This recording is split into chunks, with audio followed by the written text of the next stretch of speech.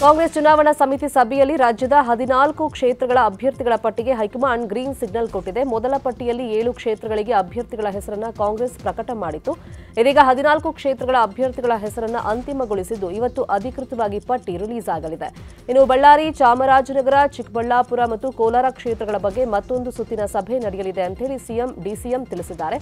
ಮೂಲಗಳ ಪ್ರಕಾರ ಬೆಳಗಾವಿಯಿಂದ ಸಚಿವೆ ಲಕ್ಷ್ಮೀ ಹೆಬ್ಬಾಳ್ಕರ್ ಪುತ್ರ ಮೃಣಾಲ್ ಹೆಬ್ಬಾಳ್ಕರ್, ಚಿಕ್ಕೋಡಿಯಿಂದ ಸತೀಶ್ ಜಾರಕಿಹೊಳಿ ಪುತ್ರಿ ಪ್ರಿಯಾಂಕಾಗೆ ಟಿಕೆಟ್ ಫೈನಲ್ ಆಗಲಿದೆ ಅಂತ ಹೇಳಲಾಗ್ತಾ ಇದೆ. ಇನ್ನು ಕಲಬುರಗಿಯಿಂದ ಮಲ್ಲಿಕಾರ್ಜುನ ಖರ್ಗೆ ಅಳಿಯ ರಾಧಾಕೃಷ್ಣ ದೊಡ್ಡಮನಿಗೆ ಟಿಕೆಟ್ ಫೈನಲ್ ಆಗಿದೆಯಂತೆ.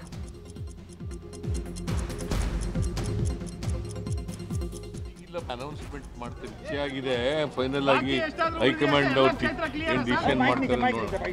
ಮೀಟಿಂಗ್ ಇಲ್ಲ, ಅನೌನ್ಸ್ಮೆಂಟ್ ಮಾಡ್ತಾರೆ, ಆಗಿದೆ ಫೈನಲ್ ಆಗಿ ಹೈಕಮಾಂಡ್ ಅವರು ಡಿಸಿಷನ್ ಮಾಡ್ತಾರೆ. ನಾವು ಮಾಡಿದೀವಿ, ಇನ್ನೂ ಸ್ವಲ್ಪ ಮಾಡೋದಿದೆ. ಆಲ್ಮೋಸ್ಟ್ ಹೆಚ್ಚು ಕಮ್ಮಿ ಚರ್ಚೆ ಮಾಡಿದೀವಿ. ಹೈಕಮಾಂಡ್ ತೀರ್ಮಾನ ಮಾಡ್ತೀವಿ. 2-3 ಸೀಟ್ ಬಿಟ್ರೆ ಮಿಕ್ಕಿದೆಲ್ಲ ಆಲ್ಮೋಸ್ಟ್ ಡಿಸ್ಕಷನ್ ಆಗಿದೆ. ಕರ್ನಾಟಕದ ಬಿಜೆಪಿಯ ಇನ್ನುಳಿದ ಅಭ್ಯರ್ಥಿಗಳ ಆಯ್ಕೆಗೆ ನವದೆಹಲಿಯಲ್ಲಿ ಸಭೆ ನಡೆಯಿತು. ಚುನಾವಣಾ ಸಮಿತಿಯ ಸಭೆಯಲ್ಲಿ ದೇಶದಾದ್ಯಂತ ಅಭ್ಯರ್ಥಿಗಳ 3ನೇ ಪಟ್ಟಿ ಕುರಿತು ಚರ್ಚೆ ನಡೆದಿದೆ. ಹಾಗೆಯೇ ಕರ್ನಾಟಕದಲ್ಲಿ ಎದ್ದಿರುವಂತಹ ಬಂಡಾಯದ ಕುರಿತು ಈ ಒಂದು ಸಭೆಯಲ್ಲಿ ಚರ್ಚೆ ನಡೆದಿದೆಯಂತೆ. ಇನ್ನು ಚಿಕ್ಕಬಳ್ಳಾಪುರ, ಉತ್ತರ ಕನ್ನಡ, ಬೆಳಗಾವಿ, ಚಿತ್ರದುರ್ಗ, ರಾಯಚೂರು ಬಿಜೆಪಿ ಅಭ್ಯರ್ಥಿಗಳ ಹೆಸರು ಫೈನಲ್ ಆಗುವ ನಿರೀಕ್ಷೆ ಇದ್ದು ಯಾವುದೇ ಕ್ಷಣದಲ್ಲಾದರೂ ಪಟ್ಟಿ ರಿಲೀಸ್ ಆಗೋ ಸಾಧ್ಯತೆ ಇದೆ. ವಿಶ್ವದ ಅತಿದೊಡ್ಡ ಪ್ರಜಾಪ್ರಭುತ್ವದ ಚುನಾವಣಾ ಹಬ್ಬಕ್ಕೆ ಇವತ್ತು ಚಾಲನೆ ಸಿಗಲಿದೆ. ಮೊದಲ ಹಂತದಲ್ಲಿ ಏಪ್ರಿಲ್ 19ರಂದು ಚುನಾವಣೆ ನಡೆಯಲಿರುವಂತಹ ದೇಶದ 21 ರಾಜ್ಯಗಳ 102 ಲೋಕಸಭಾ ಕ್ಷೇತ್ರಗಳಿಗೆ ನಾಮಪತ್ರ ಸಲ್ಲಿಕೆ ಇಂದಿನಿಂದ ಆರಂಭವಾಗಲಿದೆ. ಮಾರ್ಚ್ 27ರವರೆಗೂ ನಾಮಪತ್ರ ಸಲ್ಲಿಕೆಗೆ ಅವಕಾಶವಿದ್ದು ಮಾರ್ಚ್ 28ರಂದು ನಾಮಪತ್ರ ಪರಿಶೀಲನೆ ನಡೆಯಲಿದೆ. ಮಾರ್ಚ್ 30ರಂದು ನಾಮಪತ್ರ ಹಿಂಪಡೆಯುವುದಕ್ಕೆ ಕಡೆಯ ಅವಕಾಶ ಇರಲಿದ್ದು ಏಪ್ರಿಲ್ 19ರಂದು ಮತದಾನ ನಡೆಯಲಿದೆ. ಜೂನ್ 4ರಂದು ಫಲಿತಾಂಶ ಘೋಷಣೆಯಾಗಲಿದೆ. ಬೆಂಗಳೂರು ಉತ್ತರ ಕ್ಷೇತ್ರದಿಂದ ಟಿಕೆಟ್ ಕೈತಪ್ಪಿದ ಬೆನ್ನಲ್ಲೇ ಡಿವಿಎಸ್ ಆಕ್ಟಿವ್ ಆಗಿದ್ದಾರೆ. ಬಿಜೆಪಿ ಬಿಟ್ಟು ಕಾಂಗ್ರೆಸ್ ಸೇರ್ತಾರೆ ಅನ್ನೋ ಊಹಾಪೋಹ ಜೋರಾಗಿಯೇ ಸದ್ದು ಮಾಡ್ತಿದೆ. ಈ ಬೆನ್ನಲ್ಲೇ ಬೆಂಗಳೂರಿನಲ್ಲಿ ಒಕ್ಕಲಿಗ ಸಂಘದ ಪದಾಧಿಕಾರಿಗಳ ಭೇಟಿ ಮಾಡಿ ಸಭೆಯನ್ನ ಮಾಡಿದ್ದಾರೆ. ಇನ್ನು ಇವತ್ತು ಸುದ್ದಿಗೋಷ್ಠಿ ನಡೆಸಲಿರುವ ಸದಾನಂದ ಗೌಡರು ತಮ್ಮ ನಿಲುವನ್ನ ಪ್ರಕಟಿಸಲಿದ್ದಾರೆ. ಮೂಲಗಳ ಪ್ರಕಾರ ಸದಾನಂದ ಗೌಡರು ಬಿಜೆಪಿ ಬಿಟ್ಟು ಕಾಂಗ್ರೆಸ್ ಸೇರುವ ನಿರೀಕ್ಷೆ ಇದೆ. ಒಂದ್ ವೇಳೆ ಕಾಂಗ್ರೆಸ್ ಸೇರಿದ್ರೆ ಬೆಂಗಳೂರು ಉತ್ತರದಿಂದ ಕಣಕ್ಕೆ ಇಳುವಂತಹ ಸಾಧ್ಯತೆ ಇದೆ. ಇವೆಲ್ಲವೂ ಊಹಾಪೋಹಗಳಿಗೆ ಇವತ್ತು ಸದಾನಂದ ಗೌಡರು ತೆರೆ ಎಳೆಯಲಿದ್ದಾರೆ. ವಿಚಾರಗಳನ್ನು ಅವರು ನನ್ನ ಜೊತೆ ಪ್ರಸ್ತಾಪ ಮಾಡಿದ್ದಾರೆ. ಅದರ ಬಗ್ಗೆ ನಾನೇನು ಇವತ್ತು ಹೇಳಲಿಕ್ಕೆ ಇಷ್ಟಪಡೋದಿಲ್ಲ. ನಾನು ಈಗಾಗಲೇ ನಿಮಗೆ ಹೇಳಿದ್ದೀನಿ, ಪ್ರೆಸ್ ಮೀಟ್ ಮಾಡ್ತೇನೆ ಅಂತ ಹೇಳಿ. ಆ ಪ್ರೆಸ್ ಮೀಟ್ನಲ್ಲಿ ಎಲ್ಲ ವಿಚಾರಗಳನ್ನು ನಾನು ಉಲ್ಲೇಖ ಮಾಡ್ತೇನೆ. ಕಾಂಗ್ರೆಸ್ನವರು ಕೇಳಿದ್ದಾರೆ, ಬಿಜೆಪಿಯವರು ಕೇಳಿದ್ದಾರೆ. ಏನು ತೀರ್ಮಾನ ತಗೊಳ್ಬೇಕು ಅಂತ ಹೇಳುವಂಥದ್ದನ್ನು ನಾನು ಸಕಾಲಕ್ಕೆ ತಗೊಳ್ಳುವಂಥ ನಿರ್ಧಾರ ಮಾಡ್ತೀನಿ. ಕೊಪ್ಪಳ ಲೋಕಸಭಾ ಕ್ಷೇತ್ರದ ಚುನಾವಣೆ ಕುತೂಹಲಕ್ಕೆ ಕಾರಣ ಆಗಿದೆ. ಕೊಪ್ಪಳದಲ್ಲಿ ಬಿಜೆಪಿ ಹಾಲಿ ಸಂಸದ ಸಂಗಣ್ಣ ಕರಡಿಗೆ ಟಿಕೆಟ್ ಮಿಸ್ ಆಗಿದ್ದು ರೆಬಲ್ ಆಗಿದ್ದಾರೆ. ಹೀಗಾಗಿ ಸಂಗಣ್ಣ ಕರಡಿ ಮುಂದಿನ ನಡೆ ಕುತೂಹಲಕ್ಕೆ ಕಾರಣವಾಗಿದೆ. ಇನ್ನು ಈ ಬಗ್ಗೆ ಮಾತನಾಡಿದ ಕರಡಿ ಸಂಗಣ್ಣ, ನನಗೆ ಟಿಕೆಟ್ ತಪ್ಪಿದ್ದಕ್ಕಿಂತ ನಾಯಕರು ನಡೆಸಿಕೊಂಡ ರೀತಿ ನೋವಾಗಿದೆ. ಹೀಗಾಗಿ ನಾಳೆ ಬಿಜೆಪಿ ಕಾರ್ಯಕರ್ತರ ಹಿರಿಯರ ಸಭೆ ಕರೆದು ಅಭಿಪ್ರಾಯ ಪಡೆದು ನನ್ನ ಮುಂದಿನ ನಿರ್ಧಾರ ಪ್ರಕಟ ಮಾಡ್ತೀನಿ ಅಂತ ಹೇಳಿ ತಿಳಿಸಿದ್ದಾರೆ. ಮೂಲಗಳ ಪ್ರಕಾರ ಸಂಸದ ಸಂಗಣ್ಣ ಕರಡಿಗೂ ಕಾಂಗ್ರೆಸ್ ಗಾಳ ಹಾಕಿದೆ. ಒಂದು ವೇಳೆ ಕಾಂಗ್ರೆಸ್ಗೆ ಬರೋದು ಫೈನಲ್ ಆದರೆ ಕೊಪ್ಪಳ ಟಿಕೆಟ್ ಸಂಗಣ್ಣ ಕರಡಿಗೆ ಸಿಗುತ್ತೆ ಅಂತ ಹೇಳಲಾಗ್ತಾ ಇದೆ.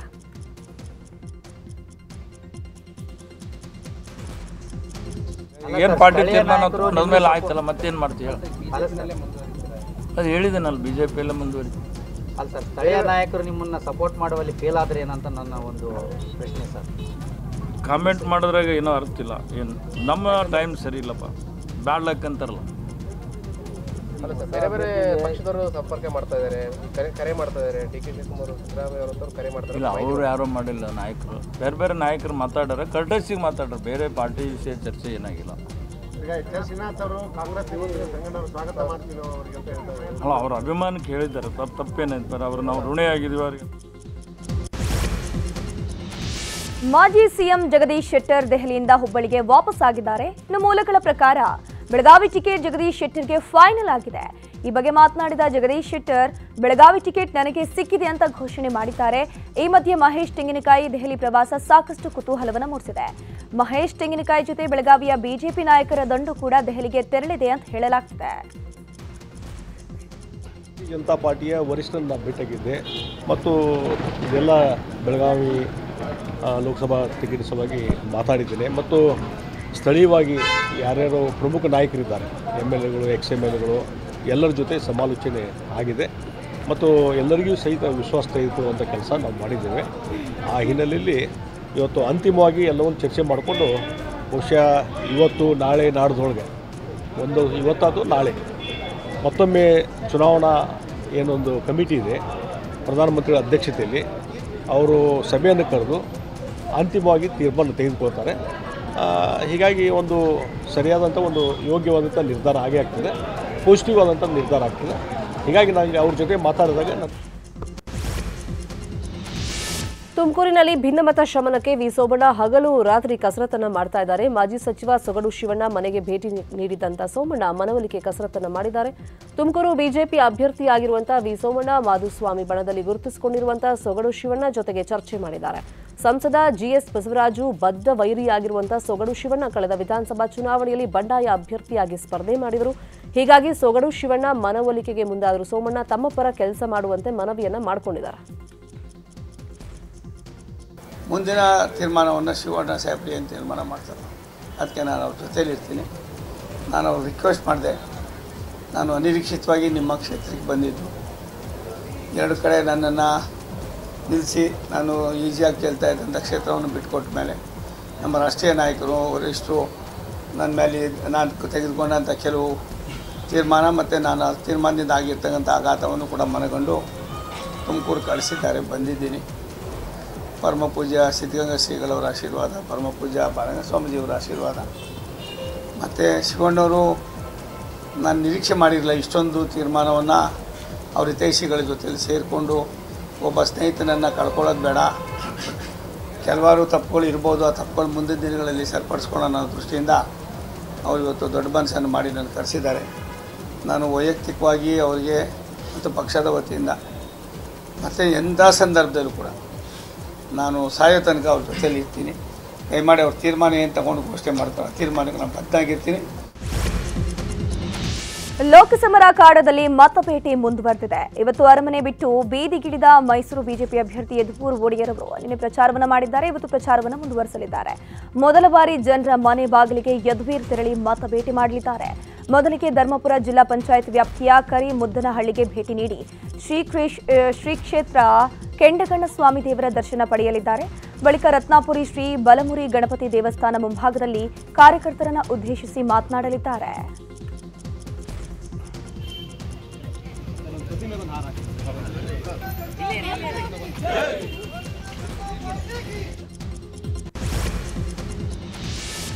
ರಾಜ್ಯ ಬಿಜೆಪಿಗೆ ಉತ್ತರ ಕನ್ನಡ ಲೋಕಸಭಾ ಕ್ಷೇತ್ರ ಕಗ್ಗಂಟಾಗಿದೆ. ದಿನಕ್ಕೊಂದು ಆಕಾಂಕ್ಷಿಗಳ ಹೆಸರು ಮುನ್ನೆಲೆಗೆ ಬರ್ತಾ ಇದೆ. ಹಾಲಿ ಸಂಸದ ಅನಂತಕುಮಾರ್ ಹೆಗಡೆಗೆ ಈ ಬಾರಿ ಟಿಕೆಟ್ ಕೈ ತಪ್ಪುತ್ತೆ ಅಂತ ಹೇಳಲಾಗ್ತಾ ಇದ್ದು, ಹೆಗಡೆ ಬದಲಾಗಿ ವಿಶ್ವೇಶ್ವರ ಹೆಗಡೆ ಕಾಗೇರಿ, ಡಾಕ್ಟರ್ ಜಿಜಿ ಹೆಗಡೆ, ಮಾಜಿ ಸಿಎಂ ದಿವಂಗತ ರಾಮಕೃಷ್ಣರ ಮೊಮ್ಮಗ ಶಶಿಭೂಷಣ್ ಹೆಗಡೆಗೆ ಟಿಕೆಟ್ ಸಿಗುತ್ತೆ ಅಂತ ಹೇಳಲಾಗ್ತಾ ಇದೆ. ಈ ಮಧ್ಯೆ ಅನಂತಕುಮಾರ್ ಹೆಗಡೆಯನ್ನ ದೆಹಲಿಗೆ ಕರೆಸಿಕೊಂಡಿದ್ದು ಹೈಕಮಾಂಡ್ ಟಿಕೆಟ್ ಬಗ್ಗೆ ಚರ್ಚೆ ಮಾಡಿದೆ. ಈ ವೇಳೆ ಶಶಿಭೂಷಣ್ ಹೆಗಡೆಗೆ ಟಿಕೆಟ್ ನೀಡುವಂತೆ ಅನಂತಕುಮಾರ್ ಹೆಗಡೆ ಬ್ಯಾಟ್ ಬೀಸಿದ್ದಾರೆ ಅಂತ ಹೇಳಲಾಗ್ತಾ ಇದೆ. ಅಭ್ಯರ್ಥಿಯನ್ನು ಹಾಕುವಂಥ ವಿಚಾರದಲ್ಲಿ ಇಷ್ಟು ವರ್ಷದಲ್ಲಿ ಆ ವರ್ಷವೂ ಇಲ್ಲದೇ ಇರುವಂಥ ಒಂದು ಕಗ್ಗಂಟು ಈ ವರ್ಷ ಮಾತ್ರ ಆಗಿದೆ ಅಂತ ಗೋಚರ ಆಗ್ತಾ ಇದೆ. ಯಾಕಂತ ಹೇಳಿದ್ರೆ ಇದಕ್ಕೆ ಮುಖ್ಯವಾಗಿ ಇದುವರೆಗೂ MP ಆಗಿರುವಂಥ ಅನಂತಕುಮಾರ್ ಹೆಗಡೆಯವರ ಒಂದು ನಿಷ್ಕ್ರಿಯತೆ ಕಾರಣ ಅಂತ ಹೇಳಿ ಜನ ಆಡ್ಕೊಳ್ತಾ ಇರೋದನ್ನು ನಾವು ಕೇಳಿಸ್ಕೊಳ್ತಾ ಇದ್ದೇವೆ. ಯಾಕಂದರೆ ಅವರು ಕ್ಷೇತ್ರದಲ್ಲಿ ಸರಿಯಾಗಿ ಕೆಲಸ ಮಾಡಿಲ್ಲ, ಕಾಣಿಸ್ಕೊಳ್ಳೋದಿಲ್ಲ ಅಂಥೇಳಿ ಹೇಳ್ತಾ ಇದ್ದರು. ಈ ಕಾರಣಕ್ಕಾಗಿ ಒಂದು ಏನು ಹೈಕಮಾಂಡ್ನಿಂದ ಅವರಿಗೆ ಕ್ಷೇತ್ರ ಟಿಕೆಟ್ ತಪ್ಪುವ ಸಾಧ್ಯತೆ ಇದೆ. ರಾಮನಗರದ ದ್ಯಾವರಸೇನಗೌಡದ ದೊಡ್ಡಿಯಲ್ಲಿರುವಂತಹ ಒಕ್ಕಲಿಗ ಭವನದ ಖಾಸಗಿ ಗೋದಾಮಿನಲ್ಲಿ ಸೀರೆಗಳು ತುಂಬಿದ್ದ ವಾಹನವನ್ನು ಬಿಜೆಪಿ ಮತ್ತು ಜೆಡಿಎಸ್ ಕಾರ್ಯಕರ್ತರು ಪೊಲೀಸರಿಗೆ ಒಪ್ಪಿಸಿದ್ದಾರೆ. ಇದು ಕಾಂಗ್ರೆಸ್ನವರು ಮತದಾರರಿಗೆ ಹಂಚೋದಕ್ಕಾಗಿ ವಾಹನದಲ್ಲಿ ಸಂಗ್ರಹಿಸಿ ಇಟ್ಟ ಸೀರೆಗಳು ಅಂತ ಮೈತ್ರಿ ಪಕ್ಷದ ಕಾರ್ಯಕರ್ತರು ಆರೋಪವನ್ನು ಮಾಡಿದ್ದಾರೆ. ಹಾಗೆಯೇ ಶಾಸಕ HA ಇಕ್ಬಾಲ್ ಹುಸೇನ್ ವಿರುದ್ಧ ಘೋಷಣೆ ಕೂಗಿದ್ದಾರೆ. ಇನ್ನು ಸೀರೆಗಳ ಮೇಲೆ ಕಾಂಗ್ರೆಸ್ ಪಕ್ಷದ ಚಿಹ್ನೆ ಇರದ ಕಾರಣ ಇದು ನಮ್ಮದಲ್ಲ ಅಂತ ಕಾಂಗ್ರೆಸ್ನವರು ಹೇಳ್ತಿದ್ದಾರೆ. ಇನ್ನು ಘಟನಾ ಸ್ಥಳಕ್ಕೆ ಜಿಲ್ಲಾಧಿಕಾರಿ ಹಾಗೂ ಚುನಾವಣಾಧಿಕಾರಿ ಅವಿನಾಶ್ ಮೆನನ್, SP ಕಾರ್ತಿಕ್ ರೆಡ್ಡಿ ಭೇಟಿ ನೀಡಿ ಪರಿಶೀಲನೆ ಮಾಡಿದ್ದಾರೆ. ಸೀರೆ ಮೂಟೆಗಳು ಯಾರಿಗೆ ಸೇರಿದ್ದು ಎಂಬ ಬಗ್ಗೆ ತನಿಖೆ ಮುಂದುವರೆಸಿದ್ದಾರೆ. ಈಗ ಸೂರತ್ತಿಂದ ಬಂದಿದೆ ಅಂತ VRLಗೆ ಬಂಡಲ್ ಗಟ್ಟೆ ಹೆಚ್ಚು ಕಮ್ಮಿ ಇದು ಹೋಗ್ತಾ ಇರೋದು 4 ಕೊಂಡೋಗಿದೆ, 5ನೇದಿದ್ದು 5ನೇದು ಬಂದಾಗ ನಮ್ಗೆ ಯಾರೋ ನನಗೆ ಸ್ನೇಹಿತರು ಮಾಹಿತಿ ಹೇಳಿದ್ರು, ಯಾವುದು ಬಂಡಲ್ ತುಂಬ್ತಾ ಇದ್ದಾರಲ್ಲ ಎಲ್ಲ ಸೀರೆಗಳು ಬಂಡಲ್ಲು ಥರ ಇದೆ ಅಂತ ಅಂದ್ಬಿಟ್ಟು. ಅವಾಗ ಬಂದು ಇಲ್ಲಿ VRL ಅವ್ರಿಗೆ ನಾವು ಕೇಳ್ತೀವಿ ಇದು ಯಾವುದು ಅಂತ. ಅವ್ರಿಗೆ ಅದಕ್ಕೇನಿಲ್ಲ, ಎಲ್ಲ ಸೂರತ್ತಿಂದ ಬಂದು ಯಾರಿಗೆ ಆಗಿದೆ, ಯಾವುದೋ NI ಗ್ರಾನೈಟ್ ಅನ್ನೋರಿಗೆ ಆಗಿದೆ ಅಂತ. ಚುನಾವಣಾ ಸಂದರ್ಭದಲ್ಲಿ ಬಂಡಲ್ ಸಾವಿರಾರು ಸೀರೆ ಇದೆ. ಹೆಚ್ಚು ಕಮ್ಮಿ ಇಲ್ಲಿ VRL ಒಂದು 4 ರೋಡ್ ಅಂದರೆ ಒಂದು 20,000 ಸೀರೆ ಹೋಗಿರ್ಬೇಕು. ಈಗ ಬಂದು ನಾವು ತಡೆ ಹಿಡಿದು ಚುನಾವಣೆ ಪಾರದರ್ಶಕ ಆಗಿರಬೇಕು, ಯಾಕಂದರೆ ಚುನಾವಣೆ ಪಾರದರ್ಶಕ ಆಗಬೇಕು ಅನ್ನೋ ರೀತಿಯಲ್ಲಿ ಎಲ್ಲವನ್ನೂ ಆಗ್ರಹಿಸ್ತಾ ಇದ್ದೀವಿ. ಆಫೀಸರ್ಸ್ಗಳು ಈ ಥರದ್ದು ಚುನಾವಣಾ ಅಕ್ರಮ ಅತಿಯಾಗಿದೆ. ಮೊನ್ನೆ ಆರೋಳಿಲಿ ಕುಕ್ಕರ್ ಅನಿಸ್ತಾ ಇದ್ರು, ಈಗ ಸೀರೆಗಳು ತಗೊಬಂದಿದ್ದಾರೆ. ಸಾವಿರಾರು ಗಟ್ಟಲೆ ಸೀರೆ ತಂದಿದ್ದಾರೆ. ಕಮ್ಮಿ ಇಲ್ಲ. ಈಗ 5ನೇದು ನಾವು ಬಂದು ಹಿಡಿದಿರೋದು. ಅದಕ್ಕೆ ಮುಂಚೆ 4 ಗಾಡಿಗಳು ಹೊಂಟೋಗ್ಬಿಟ್ಟಿದೆ. ಇದು ನೇರವಾಗಿ ಕಾಂಗ್ರೆಸ್ನವ್ರಿಗೆ ಸೇರಿದ್ದು ಅಂತ. ಇವಾಗ ಅಲ್ಲಿ ಒಬ್ರು ಇದ್ರಂತೆ, ಇವ್ರು ಬಂದಾಗ ಶಿವಮೊಗ್ಗದಲ್ಲಿ ಭಾಷಣದ ವೇಳೆ ಸಿಎಂ ಸಿದ್ದರಾಮಯ್ಯ ಡಿಸಿಎಂ ಡಿಕೆಶಿ ಕುರ್ಚಿ ವಿಚಾರ ಮುಂದಿಟ್ಟುಕೊಂಡು ಟಾಂಗ್ ಕೊಟ್ಟಿದ್ದ ಪ್ರಧಾನಿ ಮೋದಿಗೆ ಸಿಎಂ ಸಿದ್ದರಾಮಯ್ಯ ತಿರುಗೇಟನ್ನು ಕೊಟ್ಟಿದ್ದಾರೆ. ಈ ಕುರಿತು ಮಾಧ್ಯಮ ಪ್ರಕಟಣೆ ಹೊರಡಿಸಿರುವಂತಹ ಸಿಎಂ, ನಾನೊಬ್ಬ ಸ್ಟ್ರಾಂಗ್ ಸಿಎಂ, ನಿಮ್ಮ ಹಾಗೆ ವೀಕ್ ಪಿಎಂ ಅಲ್ಲ. ಬಂಡುಕೋರ ನಾಯಕ ಈಶ್ವರಪ್ಪ ವಿರುದ್ಧ ಕ್ರಮ ಕೈಗೊಳ್ಳಲಾಗದ ನೀವು ವೀಕ್ ಪಿಎಂ ಅಲ್ಲದೆ ಮತ್ತೇನು? ಶಿವಮೊಗ್ಗದ ನಿಮ್ಮ ಪಕ್ಷದ ಸಭೆಯಲ್ಲಿ ನೀವು ಗೇಲಿ ಮಾಡಿದ್ದೀರಿ. ನಮ್ಮಲ್ಲಿ ಸೂಪರೂ ಇಲ್ಲ, ಶ್ಯಾಡೋನೂ ಇಲ್ಲ, ಇರೋದು ಒಬ್ಬರೇ ಸಿಎಂ, ಅದು ಸ್ಟ್ರಾಂಗ್ ಸಿಎಂ. ನಿಮ್ಮ ಹಾಗೆ ನಾನು ವೀಕ್ ಪಿಎಂ ಅಲ್ಲ. BS ಯಡಿಯೂರಪ್ಪನವರು ಒಂದು ಕಾಲದಲ್ಲಿ ನಿಮ್ಮ ನಾಯಕತ್ವದ ವಿರುದ್ಧವೇ ಬಂಡಾಯ ಎದ್ದವರು, ನಿಮ್ಮನ್ನ ಹೀನಾಯವಾಗಿ ನಿಂದಿಸಿದವರು. ಅಂಥವ್ರು ಕಾಲಿಗೆ ಬಿದ್ದು ಮತ್ತೆ ಪಕ್ಷಕ್ಕೆ ಕರೆತಂದು ಮೆರವಣಿಗೆ ಮಾಡೋ ಮೂಲಕ ನೀವೊಬ್ಬ ವೀಕ್ ಪಿಎಂ ಅಂತ ನೀವೇ ತೋರಿಸ್ಕೊಟ್ಟಂಗಾಯ್ತಲ್ವಾ ಅಂತ ಹೇಳಿ ಟೀಕಿಸಿದ್ದಾರೆ. ಲೋಕಸಭಾ ಚುನಾವಣೆಯ ಹಿನ್ನೆಲೆಯಲ್ಲಿ ದಾಖಲೆ ಇಲ್ಲದ 1 ಲಕ್ಷ ಹಣವನ್ನು ಸೀಸ್ ಮಾಡಲಾಗಿದೆ. ಕೊಳ್ಳೇಗಾಲ ತಾಲೂಕಿನ ದಾಸನಪುರ ಚೆಕ್ ಪೋಸ್ಟ್ನಲ್ಲಿ ವಶಕ್ಕೆ ಪಡೆಯಲಾಗಿದೆ. ಬೆಂಗಳೂರು ಮೂಲದ ಪ್ರಮೋದ್ ಎಂಬುವವರ ಕಾರ್ನಲ್ಲಿ ಒಂದು ಹಣವನ್ನು ಸಾಗಿಸಲಾಗಿತ್ತು. ಈ ವೇಳೆ ಕಾರಿನ ತಪಾಸಣೆ ನಡೆಸಿದ ವೇಳೆ ಹಣದ ಬ್ಯಾಗ್ ಪತ್ತೆಯಾಗಿದೆ. ಕೊಳ್ಳೇಗಾಲ ಗ್ರಾಮಾಂತರ ಠಾಣಾ ವ್ಯಾಪ್ತಿಯಲ್ಲಿ ಈ ಕುರಿತಂತೆ ಪ್ರಕರಣ ದಾಖಲಾಗಿದೆ. ಇತ್ತೀಚೆಗೆ ಬೆಂಗಳೂರಿನಲ್ಲಿ ನಡೆದ ರಾಮೇಶ್ವರಂ ಕೆಫೆ ಸ್ಫೋಟ ಪ್ರಕರಣದಲ್ಲಿ ಬಾಂಬ್ ಇಟ್ಟವರು ತಮಿಳುನಾಡಿನವರು ಎಂಬ ಕೇಂದ್ರ ಸಚಿವೆ ಶೋಭಾ ಕರಂದ್ಲಾಜೆ ಹೇಳಿಕೆಗೆ ತಮಿಳುನಾಡು ಸಿಎಂ MK ಸ್ಟಾಲಿನ್ ಕಿಡಿಕಾರಿದ್ದಾರೆ. ಅಲ್ಲದೆ ಈ ಹೇಳಿಕೆಯ ವಿರುದ್ಧ ಕ್ರಮ ಕೈಗೊಳ್ಳುವಂತೆ ಚುನಾವಣಾ ಆಯೋಗಕ್ಕೆ ಮನವಿಯನ್ನು ಮಾಡಿದ್ದಾರೆ. ಬೆಂಗಳೂರಿನ ನಗರಪೇಟೆಯಲ್ಲಿ ಹಿಂದೂ ಯುವಕನ ಮೇಲೆ ಹಲ್ಲೆ ನಡೆದ ಸ್ಥಳಕ್ಕೆ ನಿನ್ನೆ ಶೋಭಾ ಕರಂದ್ಲಾಜೆ ಅವರು ಭೇಟಿಯನ್ನು ಕೊಟ್ಟಿದ್ರು. ಈ ವೇಳೆ ಮಾತನಾಡಿದ ಅವರು, ತಮಿಳುನಾಡಿನ ಜನರು ಅಲ್ಲಿ ತರಬೇತಿ ಪಡ್ಕೊಂಡು ಬಾಂಬ್ ಇಡ್ತಾರೆ ಅಂತ ಹೇಳಿಕೆಯನ್ನು ಕೊಟ್ಟಿದ್ರು. ಇದಕ್ಕೆ ಟ್ವಿಟರ್ನಲ್ಲಿ ಸ್ಟಾಲಿನ್ ಕಿಡಿಕಾರಿ, ಶೋಭಾ ಕರಂದ್ಲಾಜೆ ಅವರ ಆಧಾರರಹಿತ ಹೇಳಿಕೆಯನ್ನು ನಾನು ಖಂಡಿಸ್ತೇನೆ. ಇಂತಹ ಹೇಳಿಕೆಯನ್ನು ನೀಡಬೇಕಂದ್ರೆ ಅವರು ಒಂದೇ ಎನೆಯ ಅಧಿಕಾರಿ ಇಲ್ಲವೇ ರಾಮೇಶ್ವರಂ ಕೆಫೆ ಅವರಾಗಿರಬೇಕು. ಆದರೆ ಶೋಭಾ ಹೇಳಿಕೆ ಆಧಾರ ರಹಿತ ಅಂತ ಹೇಳಿದ್ದಾರೆ. ರಾಜ್ಯದಲ್ಲಿ ಭಾರೀ ವಿವಾದ ಸೃಷ್ಟಿ ಮಾಡಿದ್ದ ಉಡುಪಿಯ ನೇತ್ರ ಜ್ಯೋತಿ ಕಾಲೇಜಿನ ಪ್ರಕರಣ ಸಂಬಂಧ ಉಡುಪಿ ಕೋರ್ಟ್ಗೆ ಸಿಐಡಿ ದೋಷಾರೋಪ ಪಟ್ಟಿ ಸಲ್ಲಿಕೆ ಮಾಡಿದೆ. ಉಡುಪಿಯ ನೇತ್ರ ಜ್ಯೋತಿ ಕಾಲೇಜಿನ ಟಾಯ್ಲೆಟ್ನಲ್ಲಿ 3 ವಿದ್ಯಾರ್ಥಿನಿಯರು ತನ್ನ ಸಹಪಾಠಿಯ ಫೋಟೋ ತೆಗೆದಿದ್ರು ಅನ್ನೋ ಆರೋಪ ಕೇಳಿಬಂದಿತ್ತು. ಈ ವಿಚಾರದಲ್ಲಿ ಬಿಜೆಪಿ ದೊಡ್ಡ ಮಟ್ಟದ ಹೋರಾಟ ಮಾಡಿತ್ತು. ಬಳಿಕ ಪ್ರಕರಣದ ತನಿಖೆಯನ್ನು ಸರ್ಕಾರ ಸಿಐಡಿಗೆ ವಹಿಸಿತ್ತು. ಇದೀಗ ಪ್ರಕರಣದ ತನಿಖೆ ಪೂರ್ಣಗೊಳಿಸಿರುವಂತಹ ಸಿಐಡಿ ಕೋರ್ಟ್ಗೆ ಚಾರ್ಜ್ ಶೀಟ್ ಸಲ್ಲಿಕೆ ಮಾಡಿದೆ. 1100 ಪುಟಗಳ ದೋಷಾರೋಪ ಪಟ್ಟಿ, ವಿದ್ಯಾರ್ಥಿನಿಯರ ಹೇಳಿಕೆ, FSLನ ವರದಿ ಎಲ್ಲ ಮಾಹಿತಿಯನ್ನು ಅದು ಒಳಗೊಂಡಿದೆ. ಬೆಂಗಳೂರಿನ ಗಿರಿನಗರ ಪೊಲೀಸ್ ಠಾಣೆಯಲ್ಲಿ ವಿಚಿತ್ರ ಕೇಸ್ ದಾಖಲಾಗಿದೆ. ಪೊಲೀಸ್ ಠಾಣೆ ಮೆಟ್ಟಿಲೇರಿದೆ ಪಕ್ಕದ ಮನೆ ದಂಪತಿಯ ಸರಸ ಸಲ್ಲಾಪದ ಮ್ಯಾಟರ್. ಅವಲಹಳ್ಳಿ ಏರಿಯಾದಲ್ಲಿ ವಾಸವಿರುವಂತಹ ದಂಪತಿ ಅಸಭ್ಯವಾಗಿ ವರ್ತನೆ ಮಾಡ್ತಾರಂತೆ. ಬಾಗಿಲು ಓಪನ್ ಇಟ್ಟು ಸರಸ ಸಲ್ಲಾಪ ಮಾಡ್ತಾರಂತೆ. ಬಾಗಿಲು ಹಾಕೊಳ್ಳಿ ಅಂದ್ರೆ ಪಕ್ಕದ ಮನೆ ಮಹಿಳೆಗೆ ಧಮಕಿ ಹಾಕಿದಾರಂತೆ. ಈ ಬಗ್ಗೆ ಪಕ್ಕದ ಮನೆಯ ಮಹಿಳೆ ಕಂಪ್ಲೇಂಟ್ ಕೊಟ್ಟಿದ್ದಾರೆ. ಬೈಕ್ ಚಾಲನೆ ವೇಳೆ ಪೊಲೀಸ್ ಸಿಬ್ಬಂದಿ ಕಡ್ಡಾಯವಾಗಿ ಹೆಲ್ಮೆಟ್ ಧರಿಸುವಂತೆ ಎಡಿಜಿಪಿ ಅಲೋಕ್ ಕುಮಾರ್ ಸುತ್ತೋಲೆಯನ್ನು ಹೊರಡಿಸಿದ್ದಾರೆ. ಹೆಲ್ಮೆಟ್ ಇಲ್ಲದೆ ಚಾಲನೆ ಮಾಡಿ ಇತ್ತೀಚೆಗೆ ಅಧಿಕಾರಿಗಳು ಮತ್ತು ಸಿಬ್ಬಂದಿಗೆ ಆಘಾತಗಳ ಸಂಖ್ಯೆ ಹೆಚ್ಚಾಗ್ತಾ ಇದೆ. ಇದರಿಂದ ಈ ರೀತಿಯ ಘಟನೆಗಳು ಮರುಕಳಿಸದಂತೆ ಪೊಲೀಸರಿಗೆ ಹೆಲ್ಮೆಟ್ ಕಡ್ಡಾಯ ಮಾಡಿ ಅಂತ ಆದೇಶವನ್ನು ಹೊರಡಿಸಲಾಗಿದೆ. ಹಾವೇರಿಯಲ್ಲಿ ಡಿಎಆರ್ ಕಾನ್ಸ್ಟೇಬಲ್ ಆತ್ಮಹತ್ಯೆ ಮಾಡಿಕೊಂಡಿದ್ದಾರೆ. ಹಾವೇರಿ ಜಿಲ್ಲಾ ಮೀಸಲು ಪೊಲೀಸ್ ವಿಭಾಗದ ಕಾನ್ಸ್ಟೇಬಲ್ ಆತ್ಮಹತ್ಯೆ ಮಾಡಿಕೊಂಡಿದ್ದಾರೆ. Basaveshwara Nagar C block railway ಹಳಿ ಸಮೀಪ 47 ವರ್ಷದ ಈರಣ್ಣ ದೊಡ್ಡ ಬೂದಿಹಾಳ ಆತ್ಮಹತ್ಯೆ ಮಾಡಿಕೊಂಡಿರುವಂತಹ ಪೇದೆ. 2 ದಿನಗಳ ಹಿಂದೆಯೇ ನಾಪತ್ತೆಯಾಗಿದ್ರು ಇವರು. ನಿನ್ನೆ ಮೃತದೇಹ ಪತ್ತೆಯಾಗಿದೆ. ಮೃತದೇಹದ ಬಳಿ ಮಾತ್ರೆಗಳು ಲಭಿಸಿವೆ. ಅನಾರೋಗ್ಯದಿಂದ ಬೇಸತ್ತು ಆತ್ಮಹತ್ಯೆ ಮಾಡಿಕೊಂಡಿರುವಂತಹ ಶಂಕೆ ವ್ಯಕ್ತವಾಗಿದೆ. ಪೌರತ್ವ ತಿದ್ದುಪಡಿ ಕಾಯ್ದೆ ಅನುಷ್ಠಾನಕ್ಕೆ ತಡೆ ನೀಡಲು ಸುಪ್ರೀಂ ಕೋರ್ಟ್ ನಿರಾಕರಿಸಿದೆ. ಆದರೆ ಕಳೆದ ವಾರ ಜಾರಿಯಾಗಿದ್ದ ಈ ಕಾನೂನು ಪ್ರಶ್ನಿಸಿ ಸಲ್ಲಿಸಲಾಗಿದ್ದಂತಹ 237 ಅರ್ಜಿಗಳನ್ನು ವಿಚಾರಣೆಗೆ ಅಂಗೀಕರಿಸುವ ಪೀಠ ಪ್ರತಿಕ್ರಿಯೆ ನೀಡಲು ಸರ್ಕಾರಕ್ಕೆ 3 ವಾರಗಳ ಕಾಲಾವಕಾಶವನ್ನು ನೀಡಿದೆ. ಏಪ್ರಿಲ್ 9ರಂದು ಮುಂದಿನ ವಿಚಾರಣೆ ನಡೆಯಲಿದೆ. ಅರ್ಜಿಗಳನ್ನು ವಿಚಾರಣೆಗೆ ಕೈಗೆತ್ತಿಕೊಂಡ ಮುಖ್ಯ ನ್ಯಾಯಮೂರ್ತಿ ಡಿವೈ ಚಂದ್ರಚೂಡ್, ನ್ಯಾಯಮೂರ್ತಿ ಪರ್ಧಿವಾಲಾ ಮತ್ತು ನ್ಯಾಯಮೂರ್ತಿ ಮನೋಜ್ ಮಿಶ್ರಾ ಅವರ ಪೀಠದ ಮುಂದೆ ವಾದ ಮಂಡಿಸಿದ ಅರ್ಜಿದಾರರು ಸಿಎಎ ತಾರತಮ್ಯದಿಂದ ಕೂಡಿದೆ ಮತ್ತು ಮುಸ್ಲಿಂ ಸಮುದಾಯದ ಹಿತಾಸಕ್ತಿಗಳಿಗೆ ವಿರುದ್ಧವಾಗಿದೆ. ಹೀಗಾಗಿ ಕೋರ್ಟ್ ಅಂತಿಮ ತೀರ್ಮಾನ ಕೈಗೊಳ್ಳುವವರೆಗೆ ಕಾಯ್ದೆಗೆ ತಡೆ ನೀಡಬೇಕು ಅಂತ ಕೋರಿದ್ರು. ಹೀಗಾಗಿ ಸುಪ್ರೀಂ ಕೋರ್ಟ್ ತಡೆ ನೀಡಲು ನಿರಾಕರಿಸಿ ಕೇಂದ್ರಕ್ಕೆ ಉತ್ತರ ಸಲ್ಲಿಸಲು 3 ವಾರದ ಕಾಲಾವಕಾಶವನ್ನು ನೀಡಿತು. ವಿಶ್ವದ ಅತ್ಯಂತ ಮಲಿನ ರಾಜಧಾನಿ ಮೆಟ್ರೋಪಾಲಿಟನ್ ಪ್ರದೇಶಗಳ ಪಟ್ಟಿಯೊಂದು ಬಿಡುಗಡೆಯಾಗಿದ್ದು, ದೆಹಲಿ ವಿಶ್ವದ ಅತ್ಯಂತ ಮಲಿನ ನಗರ, ಬಿಹಾರದ ಬೇಗುಸರಾಯ್ ವಿಶ್ವದ ಅತ್ಯಂತ ಮಲಿನ ಮೆಟ್ರೋಪಾಲಿಟನ್ ಪ್ರದೇಶವೆಂಬ ಹಣೆಪಟ್ಟಿಗೆ ಪಾತ್ರವಾಗಿದೆ. ದೇಶಗಳ ಪಟ್ಟಿಯಲ್ಲಿ ಭಾರತ ವಿಶ್ವದ 3ನೇ ಅತ್ಯಂತ ಮಲಿನ ದೇಶವೆಂಬ ಕುಖ್ಯಾತಿಗೆ ಪಾತ್ರವಾಗಿದೆ.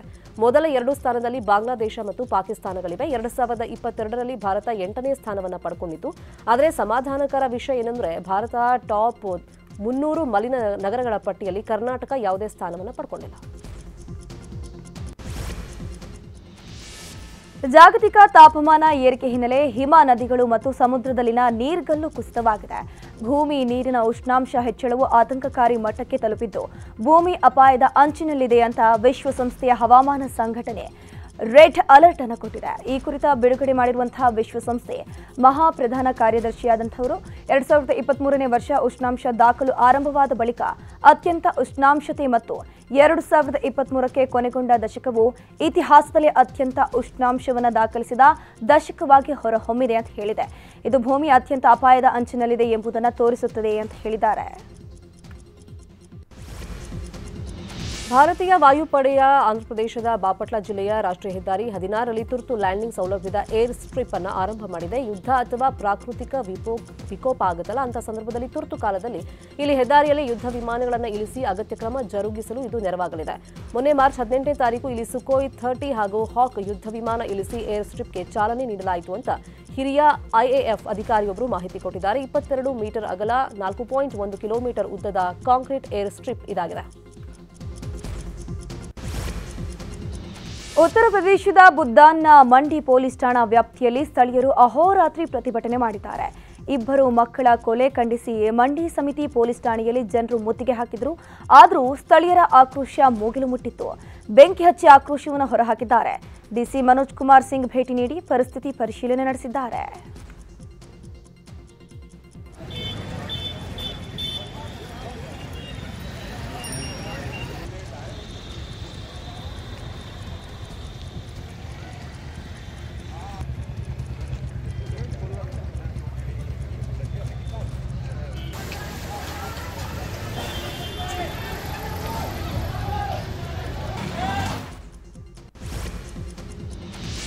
ವಿದ್ಯಾರ್ಥಿಗಳ ಪ್ರತಿಭಟನೆ ಹಿನ್ನೆಲೆಯಲ್ಲಿ ಶಿಕ್ಷಕರನ್ನ ಬದಲಾವಣೆ ಮಾಡಿ ಸಮಾಜ ಕಲ್ಯಾಣ ಇಲಾಖೆ ಆದೇಶವನ್ನು ಹೊರಡಿಸಿದೆ. ಕುಷ್ಟಗಿ ತಾಲೂಕಿನ ನಿಡಸೇಸಿಯ ಮೊರಾರ್ಜಿ ವಸತಿ ಶಾಲೆಯ ವಿದ್ಯಾರ್ಥಿಗಳು ಪ್ರಿನ್ಸಿಪಲ್ ಹಾಗೂ ಶಿಕ್ಷಕರು ನಮಗೆ ಕಿರುಕುಳ ಕೊಡ್ತಾ ಇದ್ದಾರೆ ಅಂತ ಹೇಳಿ ತಹಶೀಲ್ದಾರ್ ಕಚೇರಿ ಎದುರು ಪ್ರತಿಭಟನೆ ಮಾಡಿದರು. ವಿದ್ಯಾರ್ಥಿಗಳ ಪ್ರತಿಭಟನೆಗೆ ಮಣಿದ ಸಮಾಜ ಕಲ್ಯಾಣ ಇಲಾಖೆ ಅಧಿಕಾರಿಗಳು ಆರೋಪಿತ ಶಿಕ್ಷಕರನ್ನ ಬದಲಾವಣೆ ಮಾಡಿದ್ದಾರೆ.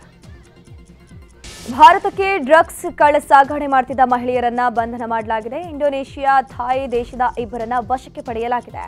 ಸೂಟ್ ಕೇಸ್ನ ಒಳಪದರದಲ್ಲಿ ಅಡಗಿಸಿಟ್ಟಿದ್ದಂತಹ 100 ಕೋಟಿ ಮೌಲ್ಯದ 10 ಕೆಜಿ ಹೆರಾಯಿನ್ ಸೀಸ್ ಮಾಡಲಾಗಿದೆ. ಮುಂಬೈ ಏರ್ಪೋರ್ಟ್ನಲ್ಲಿ ಅಪಾರ ಪ್ರಮಾಣದ ಡ್ರಗ್ಸ್ ಸೀಸ್ ಆಗಿದೆ.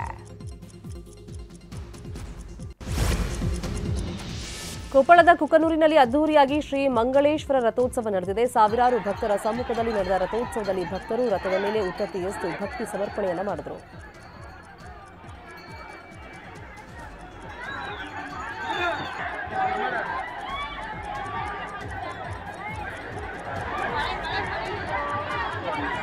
ಇನ್ನು ಬಳ್ಳಾರಿ ಜಿಲ್ಲೆಯ ಆರಾಧ್ಯ ದೇವತೆ ಕನಕ ದುರ್ಗಮ್ಮ ಸಿರಿಬಂಡಿ ರಥೋತ್ಸವ ಸಂಭ್ರಮದಿಂದ ನಡೆಯಿತು. ಎತ್ತಿಗೆ ದೊಡ್ಡದಾದ ಮರದ ದಿಮ್ಮೆಯನ್ನು ಕಟ್ಟಿ ಅದಕ್ಕೊಂದು ದೇವರ ಗೊಂಬೆಯನ್ನು ನೇತಾಕಿ ಬಳಿಕ ರಥ ಎಳೆಯಲಾಯಿತು. ಹೂವು ಹಣ್ಣು ಎಸೆಯೋದರ ಜೊತೆಗೆ ಕೋಳಿಯನ್ನು ಎಸೆಯುವ ವಾಡಿಕೆಯಲ್ಲಿದೆ.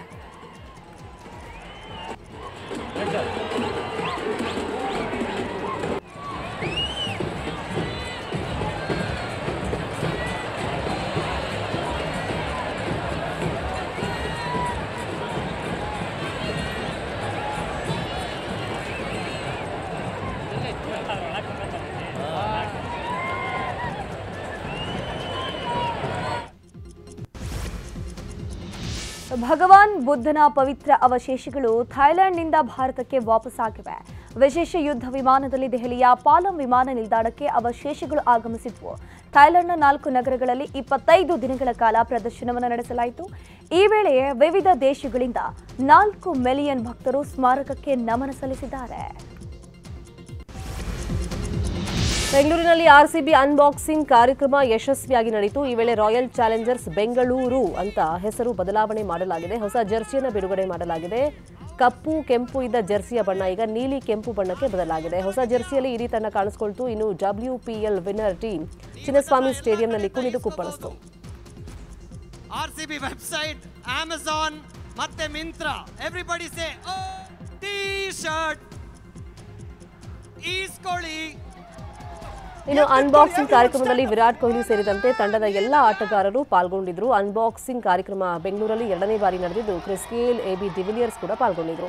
ಈ ವೇಳೆ ಕಿಂಗ್ ಕಿಂಗ್ ಅಂತ ಕೂಗ್ತಾ ಇದ್ದ ಅಭಿಮಾನಿಗಳ ಕಡೆಗೆ ಪ್ರೀತಿಯ ಕೋಪ ತೋರಿಸಿದ ಕೊಹ್ಲಿ, ಕಿಂಗ್ ಅಂತ ಅನ್ಬೇಡಿ, ಕಿರಿಕಿರಿ ಆಗುತ್ತೆ ಅಂತ ಹೇಳ್ಕೊಂಡಿದ್ದಾರೆ. ನಮ್ಮ winning team, championship winning team Smriti Mandhana and team ಅವರು ಸ್ಟೇಡಿಯಂ ಅಲ್ಲಿ ರೌಂಡ್ ಹೊಡಿತಿದ್ದಾರೆ.